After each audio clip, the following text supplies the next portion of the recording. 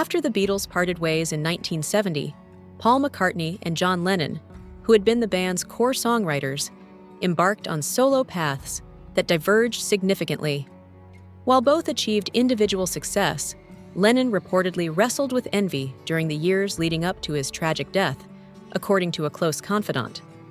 Elliot Mintz, a longtime friend of Lennon, discussed the late musician's emotional struggles in a recent episode of the Magnificent Others podcast, hosted by Billy Corgan on July 30th. He recalled Lennon's complex feelings in the 1970s, especially when comparing his own life to McCartney's flourishing career following the breakup. McCartney, now 83, went on to form Wings and enjoyed a string of hits, including Jet, and the '1 single, Listen to What the Man Said. Meanwhile, Lennon also released a few solo albums before stepping away from the public eye in 1975 to devote himself to raising his son, Sean, with his wife, Yoko Ono. Mintz shared that, while Lennon often spoke about McCartney with affection and fondness, there were also moments of deep jealousy.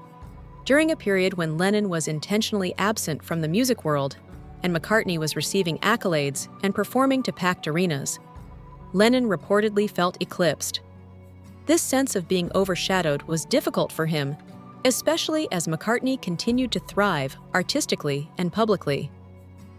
Lennon would express irritation at the media and fans for celebrating McCartney with such enthusiasm. Mintz once reminded him that he wasn't producing or performing at the time, but Lennon reportedly insisted that this wasn't the main concern.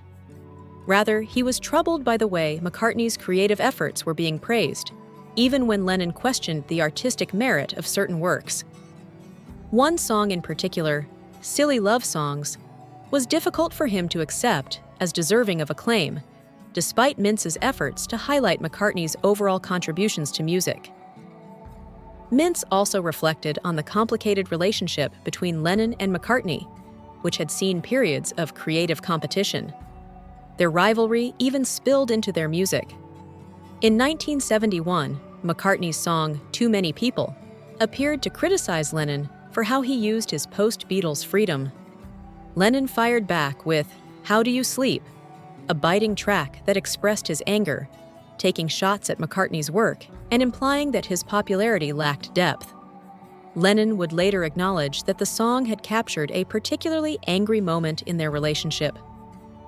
Mintz likened their back and forth to a modern digital argument between teenagers, noting that Lennon's feelings toward McCartney often changed. Despite the occasional tension, their relationship also included moments of genuine connection.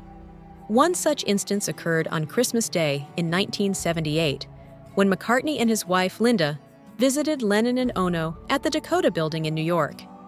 The group initially planned to dine at Elaine's, a well-known restaurant, but changed plans after finding the menu unappealing. Linda had suggested they simply order pizza instead. Later that night, the two former bandmates stood together at the window, looking out over Manhattan as holiday lights glowed across the city. That evening, McCartney confided that he felt an ongoing need to create music and couldn't imagine life without it. Mintz, observing the moment, said he had quietly wondered what might have happened if Lennon had responded by suggesting they pick up their guitars again. He believed such a moment might have altered the history of music. Today, McCartney continues to honor Lennon's legacy. Each year on Lennon's birthday, he shares tributes online. Most recently, he posted an image of himself performing beneath a projected image of Lennon's face, along with a touching message thanking his longtime collaborator for the impact he had on his life.